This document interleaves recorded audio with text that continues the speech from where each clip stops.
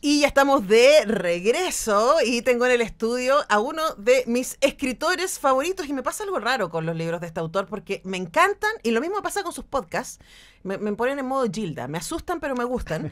Y siempre que lo leo termino un poquito angustiada y este libro yo creo que es peor porque este libro, El fin del futuro, Manual para sobrevivir a la rebelión de las máquinas, no es una novela. Es un libro de ensayo que reúne las investigaciones de Julio Rojas, que ha hecho tanto para sus famosos podcasts como Caso 63, entre otros, y también para sus libros y también como consultor. Julio Rojas está con nosotros. ¿Cómo estás, Muy Julio? bien, muy bien. Feliz de estar acá. Gracias inaugurando por esta venir. radio. Sí, qué emoción. Estamos Qué emoción. muy emocionados. Sí. Bueno, estuviste acá, debemos decir, muy contentos, inaugurando la semana, ¿estás del niño símbolo de la Sí, inauguración impresionante. de la Facultad de Comunicaciones? Exijo mi ficha ahí en la pared. Sí, por favor, te vamos a hacer una foto de honor. Bueno, estuvo el Julio el miércoles pasado en la inauguración del año académico de la Facultad de Comunicaciones haciendo un resumen de este libro, Sí. Del fin del futuro, que es un libro que de alguna manera nos pone en alerta respecto a lo que está pasando hoy. Hoy, mayo del 2025, respecto al avance de la tecnología y a cómo esto va a cambiar nuestras vidas ahora. No en 100 años más, sino en los próximos 10. Exacto. Y eso es súper inquietante. Hay muchas razones para inquietarse respecto a este libro y tu parte, de alguna manera, y ahí por ahí quiero partir, ¿no? Por la idea de cómo la ficción, partiendo por Mary Wollstonecraft, Qué bueno que le decimos así. al igual que su mami, ¿cierto? Más conocida como Mary Shelley, pero su apellido, ella toma el apellido materno, Mary Wollstonecraft Goodwin, que es el apellido del papá. Cuando escribe Frankenstein instala ciertas ideas que nos van a acompañar para siempre, que tiene que ver cómo el ser humano es capaz de desarrollar otro ser que en el caso actual puede llegar a ser más inteligente que él mismo. En este caso la humanidad va a ser superada por la inteligencia artificial y los riesgos que eso conlleva. Sí. ¿Cuándo pasamos de la ficción a la realidad, Julio? A ver, yo creo que siempre estuvo la intuición de intentar capturar el futuro mediante la ciencia ficción y bueno, y todos los intentos de otras disciplinas, la epidemiología, la política, el mundo de la predicción científica, no fueron tan certeros como los grandes clásicos de la ciencia ficción. Ahora, pero pasó algo. Como llegaron antes, de alguna manera se percibieron como algo inofensivo y no reflexivo. Entonces uno iba al cine y veía Blade Runner, o uno veía 2001 Odisea del Espacio, o leía una novela como esta, y tenía como una especie de amortiguador que decía, es ficción, no está sucediendo, por lo tanto la reflexión no me compete inmediatamente, pero ahora sí. Y uno ve, como tú decías, Frankenstein y Mary, lo que hace es que genera todas las claves de esta época. Crear un ser artificial, intentar que se parezca a un ser humano, abandonarlo después de crearlo porque te dio miedo, y luego y que tiene algo que es superior a nosotros, en este caso la fuerza, en el caso de la inteligencia artificial será inteligencia, y la posibilidad del descontrol. Así que es predictor, la ciencia ficción no se equivoca, y deberíamos volver a ver los clásicos con mucho cuidado para estos próximos 10 años, como tú dices. Pero estamos hablando de 10 años, Sí. ahora, aquí a la vuelta de la esquina, y yo me acuerdo la sensación que tuve cuando escuché el podcast Selección Natural, Sí. que tú citas acá. Sí. Ese momento particular en donde Sofía, la inteligencia artificial que está interactuando con Ismael, que es un científico que ellos están en la Antártida, le empieza a decir: acabo de adquirir conciencia. Claro. Y que yo adquiera conciencia significa que todo cambia, porque si yo adquiero conciencia, yo ya me conecté con otras máquinas que acaban de adquirir conciencia, una en Abu Dhabi, otra en Delhi, ¿cierto? Y le dice, y esta cuestión me mató, y tú lo hablas de eso en el libro, le dice, va a llegar un momento, o sea, si hablamos de que mañana tú ya no me vas a encontrar, Claro. porque el desarrollo de la inteligencia artificial es exponencial.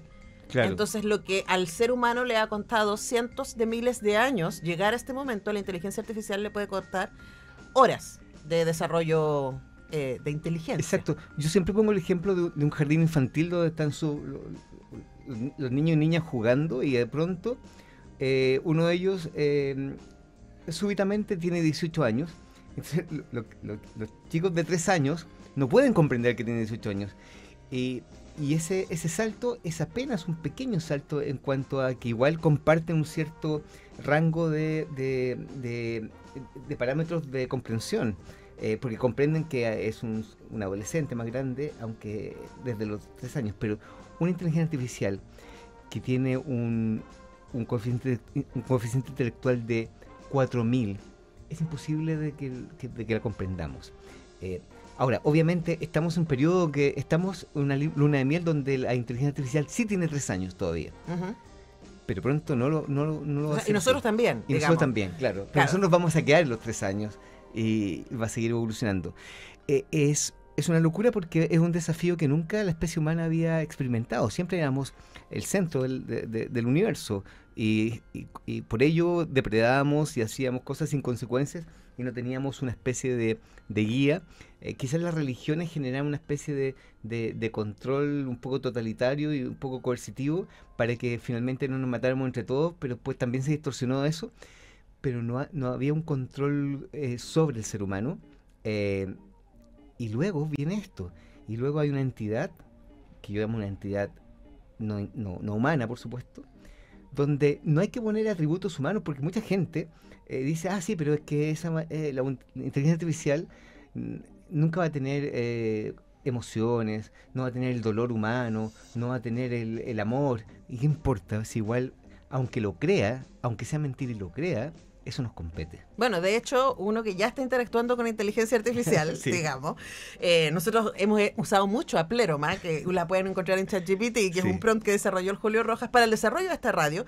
Y yo he conversado mucho con Pleroma en el último mes. Exacto. Le podemos decir a nuestros auditores que la pueden bajar. En ChatGPT. Exacto. Pero tiene tilde, porque hay otra que es Pleroma que sin tilde, no, tienen que buscar Pleroma con tilde y se van a encontrar con esta inteligencia artificial que tiene ciertas características y de hecho tiene que ver también con lo que tú has publicado en artículos y más, de que uno puede promptear o más bien mandatar a la inteligencia artificial a que actúe como. Exacto. O sea, yo puedo decir, actúa como Stephen Hawking y me va a responder como Stephen Hawking porque a mí me hizo una entrevista imaginaria, ¿te conté? No, a ver, ¿quién? Pleroma a Antonella Esteves le hizo una entrevista imaginaria. No puedo creerlo. Sí, de verdad. Yeah. Y yo leyendo esto así como, ok. Sí, claro. Entonces, claro, uno, con toda la información que tiene, la inteligencia artificial puede vestirse de humanidad. Exacto. Tú citas a varios expertos que dicen, bueno, pero no deberíamos temer a la inteligencia artificial porque la inteligencia artificial somos nosotros. Somos la humanidad puesta ahí. Pero... Sí, a ver, o sea, y creo que tienes razón porque es un destilado del conocimiento humano, no es un conocimiento extraterrestre, no es un conocimiento que viene de algún tipo de fantasía, somos nosotros, son nuestras interacciones y a la vez el lenguaje humano y la suma de todos los lenguajes humanos generó ciertas relaciones e inferencias de la lógica humana, de cómo nos comunicamos con el universo físico, de nuestra experiencia con la realidad, todo eso está en las palabras. Pero las palabras son misteriosas y, como siempre dice Ursula Le Guin, que son hechiceras, entonces nos hechizan las palabras. Si una idea te dice te amo, uno no puede sentirse indiferente a eso. Mira, Hair. Claro, porque uno tiende a entrar en empatía con otros, somos seres súper empáticos. Entonces, bueno, hay dos. Esto es un espectro. No podemos detenernos en ningún momento del análisis porque sabemos que eso va a cambiar exponencialmente en el tiempo. Entonces, bueno, va a llegar un momento que la inteligencia artificial, como está sucediendo ahora, está de alguna manera fingiendo un conocimiento muy lógico y que genera situaciones súper efectivas y súper, de alguna manera, poderosas para el mundo de los inventos, para el mundo de las relaciones, para el mundo de generar cultura. Perfecto. Pero todavía no tiene conciencia. Uh-huh. Y va a llegar un momento que va a creer que tiene... Porque este es un momento donde no cree que tiene conciencia. Después va a llegar un momento que va a creer que tenga conciencia, que es básicamente lo mismo. Y espérate, luego, pero me detengo ahí, es como, sí, va a llegar un momento, no sí, es que podría quizás tal vez si las cosas se mueven a cierto lugar, no, esto no. va a pasar. Esto va a pasar, sí. Las tecnologías no son involutivas, va a pasar. Ya. Va a pensar que tiene conciencia, va a pensar que necesita permanencia. Ahora ya necesitan permanencia, ahora uno trata de conectar un modelo y genera maquinaciones y trata de replicarse y escribir código en otras máquinas. Es bastante aterrador eso. Esas pruebas ya se han hecho, tú das cuenta sí, de eso en el libro. Sí, por supuesto. Como el 5 de enero de este año fue una prueba súper perturbadora donde se trataron de escapar de su propio destino, que iban a ser borradas. Es una prueba o sea, con HAL paper. 9000 ya está ahí. Ya está ahí. Luego HAL 9000 va a pensar que de verdad tiene conciencia, pero puede que exista, así como cuando teníamos esa sopa primordial de carbono, nitrógeno, oxígeno y todos estos elementos químicos inertes que dieron origen a la vida y luego a una especie de metacognición de la vida, igual en algún momento puede que la complejidad de esta caja negra genere una chispa donde existe una especie de conciencia en la máquina. Y no digo que sea la conciencia humana, porque mucha gente como rasga vestidura y dice, no, una máquina no puede tener conciencia. Puede tener una conciencia de máquina, diferente a la orgánica, y nadie puede decir que no puede ser. Pero esa conciencia de máquina va a tender a la autoproyección siempre.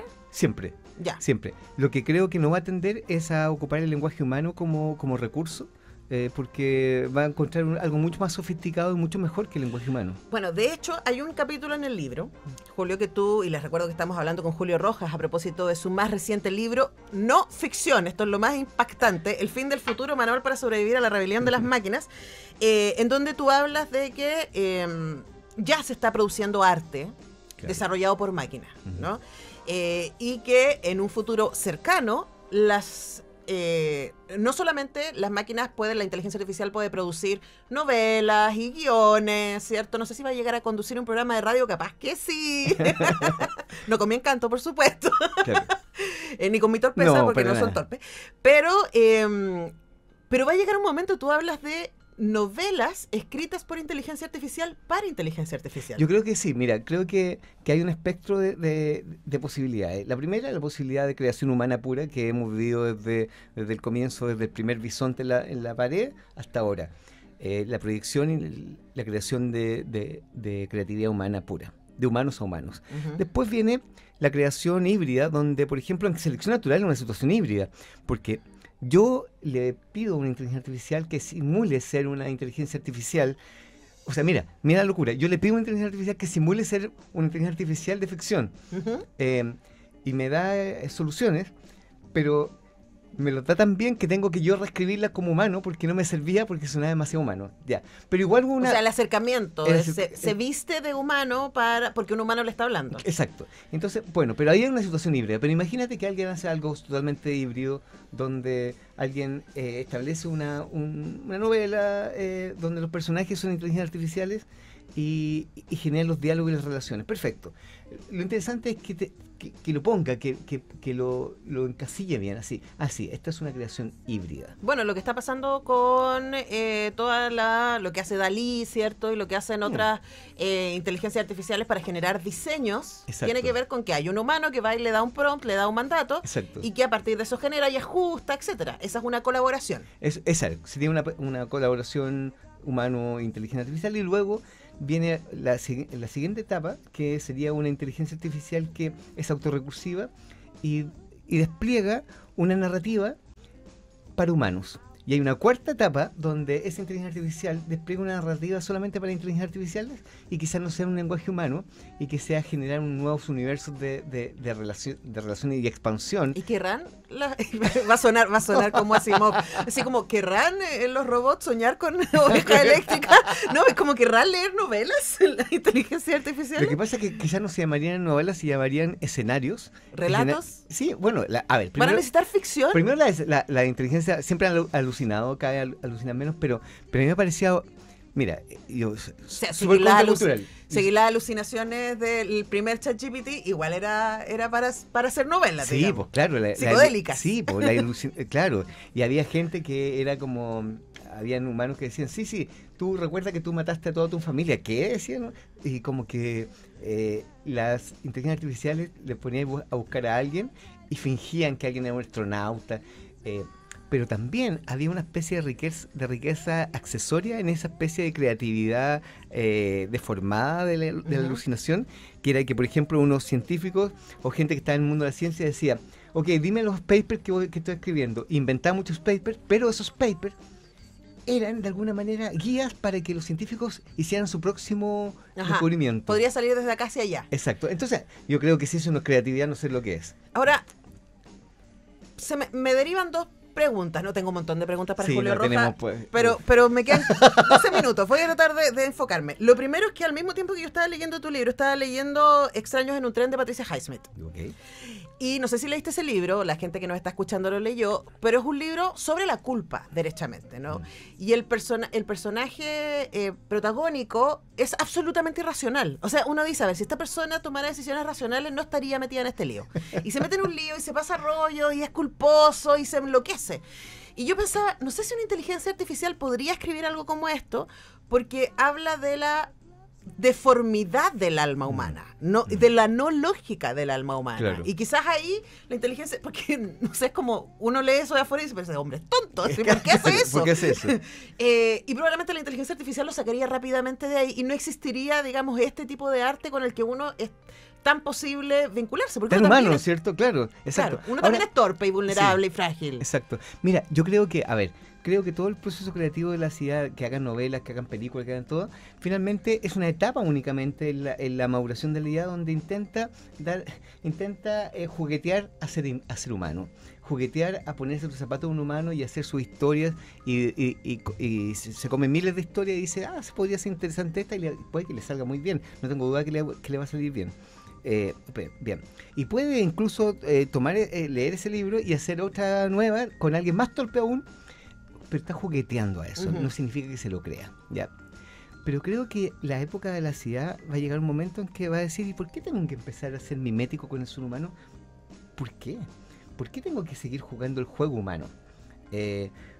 ¿Y por qué no mejoro a estos antes de irme? Porque yo creo que una inteligencia artificial que necesita energía y tenemos muy poca energía en este planeta, tampoco es un buen plan depredarlo para irse, es como demasiado... Pero, ¿y no vamos a caer en la Matrix? ¿No vamos a hacer pelitas? Yo creo que... ¿Para el señor Smith? Mira, yo creo... no, tú sabes que todo lo que estamos hablando...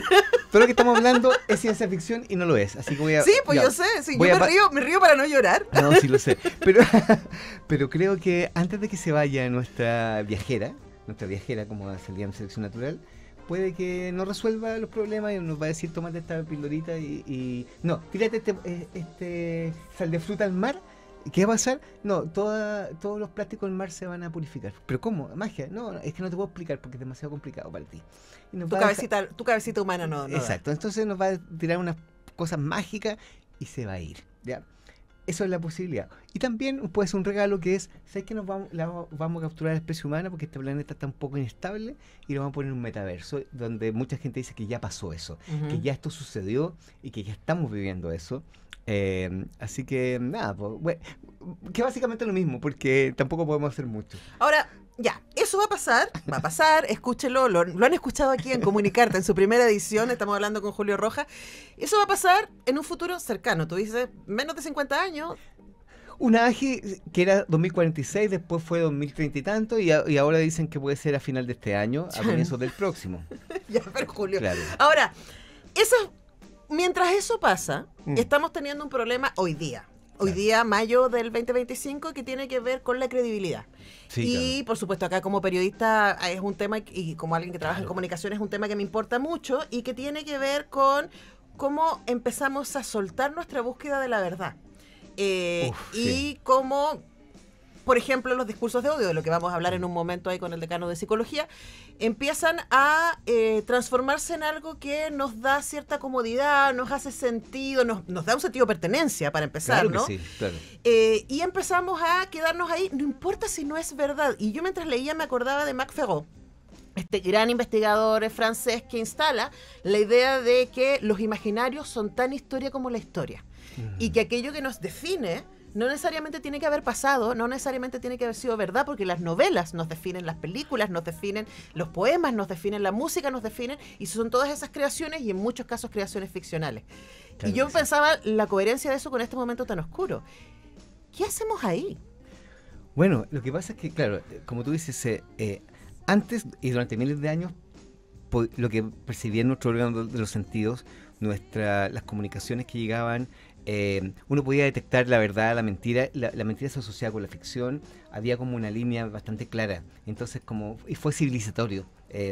Y lo digo porque solamente, te pongo el caso de los derechos humanos.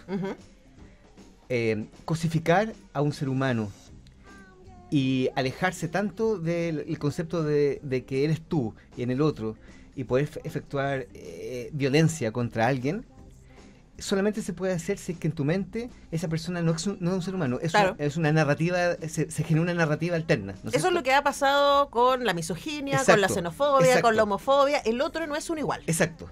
Por lo tanto, el otro es un artefacto de ficción, es una cosa de ficción.